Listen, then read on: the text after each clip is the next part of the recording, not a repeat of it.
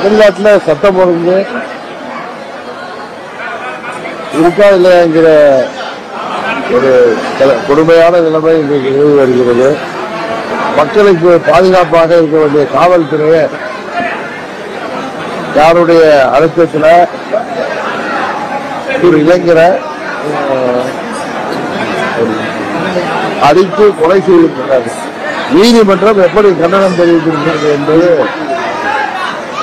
மிகவும் வருந்தத்தக்க ஒரு நிகழ்வாக இந்த நிகழ்வு தமிழ்நாடு முழுவதும்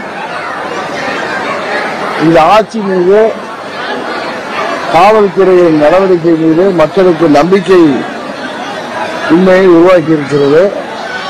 இது இந்த அரசாங்கத்தின் தோல்வியாகத்தான் பார்க்கப்படுகிறது. இன்றைக்கு சோசியல் மீடியால நீதிமன்றத்தில் நீதியரசர்கள் எப்படியெல்லாம் கேள்வி கேட்டார்கள், அதற்கு இந்த அரசாங்கம் பதில் சொல்ல முடியாமல் எப்படியெல்லாம் தலைவிழுந்து நிற்கிறார்கள் என்பது பார்க்கும் பொழுது நல்லவேளை நீதி தேவதை இருப்பதால் தான் இன்றைக்கு மக்களுக்கு ஓரளவு நம்பிக்கையோடு வாழ முடிகிற சூழ்நிலை உருவாகி இருக்கிறது. இது கடுமையான கண்டனத்துக்குரியது. யாரும் உத்தரவு பேரில் அந்த உயிர் பறிக்கப்பட்டிருக்கிறது என்பதை இந்த அரசாங்கம் விரைவாக அவர்கள் மீது நடவடிக்கை எடுக்க வேண்டும் என்பதுதான் எல்லோருடைய கோரிக்கையும். அதுதான்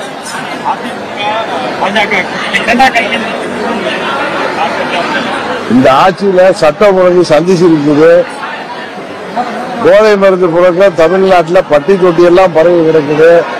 இந்த ஆட்சியை விட்டு விட்டு எங்களது கூட்டணி பற்றியே திரும்ப திரும்ப நீங்க கேள்வி கேட்பது உண்மையிலேயே வருத்தத்தக்கதாக இருக்கிறது. திசை திருப்புவதற்காக இன்றைக்கு நாட்டில் நடக்கின்ற அவலங்களை, இந்த ஆட்சியின் கொடுங்கோன்மையை, இந்த ஆட்சியின் கையாளகத்தன்மையை திசை திருப்புவதற்காக கேட்கப்படுவது போலதான் எனக்கு தோன்றுகிறது.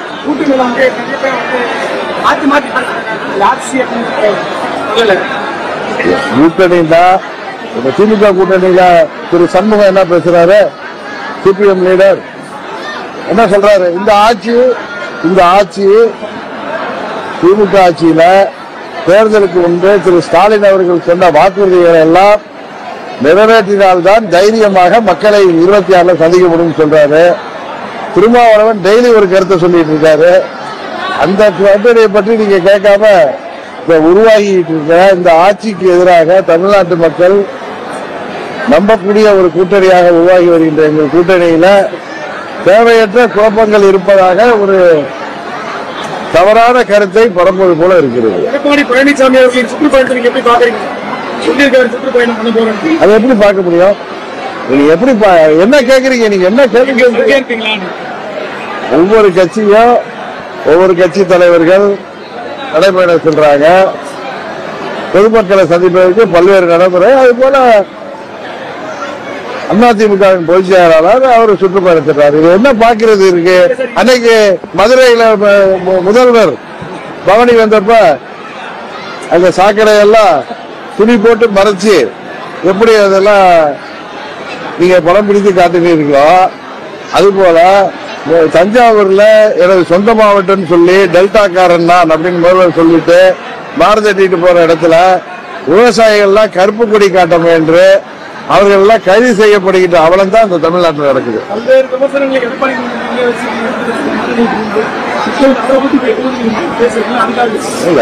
விமர்சனங்கள் என்பது வேறு. இப்பொழுது ஒரு கட்சியின் தலைவராக ஒருத்தர் செல்றாரு, அதை எப்படி பாக்குறீங்கன்னு கேட்டா அதுக்கு சொல்ற பதில் வேறு. ஒவ்வொரு கட்சிக்கும் கொள்கைகள் இருக்கும். இப்ப திமுக விசால நேரத்தில் திமுக ஆட்சி 76 கலைக்கப்பட்டதற்கு காரணமான எமர்ஜென்சி கொண்டு வந்த இந்திரா காந்தி அம்மையாருடைய திமுக நேருவின் மகளே வருகை நிலையான ஆட்சி தருகன்னு கூட்டணி வச்சுக்கலையா? இன்றைக்கு காங்கிரஸ் கம்யூனிஸ்டும் கேரளாவில் கடுமையாக எதிர்த்து போராடுறவங்க இந்த கூட்டணியில் இல்லையா? நீங்க கேட்பதே எனக்கு ஆச்சரியமாகவும் அதிசயமாக இருக்கு. இதுவரைக்கும் இல்லாத ஒண்ணு எதுவும் தமிழ்நாட்டில் புதுசா நடக்கல. திமுக வீழ்த்துவதற்காக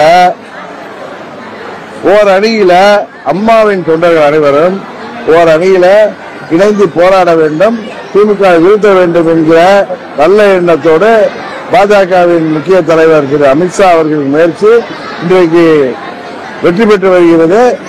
உறுதியாக திமுகவின் ஆட்சி வீழ்த்தப்படும். அதனால எங்களுக்கு இருக்கின்ற பிரச்சனைகள் என்பது வேறு, திமுகவை வீழ்த்த வேண்டும் என்கிற நோக்கத்தில் எல்லா கட்சிகளும் தேசிய ஜனநாயக கூட்டணியில பல கட்சிகள் இணைந்திருப்பதுதான் இதுக்கு காரணம். கூட்டணியில வந்து பாஜக அணியத்துக்கு வாய்ப்பு இருக்கா? பொறுத்திருந்து பார்ப்போம். நான் பல முறை சொல்லிட்டு வரேன், திமுக என்கிற தீய சக்தியை வீழ்த்துவதற்கு திமுகவுக்கு எதிரான அனைத்து கட்சிகளும் தங்களது அவர்கள் தனித்து நிற்பதன் மூலம் திமுகவுக்கு எதிரான வாக்குகள் பெறக்கூடாது என்பதற்காக எங்களது கூட்டணி தான் சரியான ஒரு மாற்று அமைப்பு, மக்கள் விரும்புகின்ற அணி. இதற்கு மற்ற கட்சிகள் அவர்கள் எங்கள் கூட்டணியில் பலப்படுத்துகின்ற விதமாக அவர்கள் யோசித்து முடிவெடுக்க வேண்டும் என்பதுதான் எங்களுடைய கோரிக்கை. ஓபிஎஸ் வந்து உங்க அணியில இருக்காரா?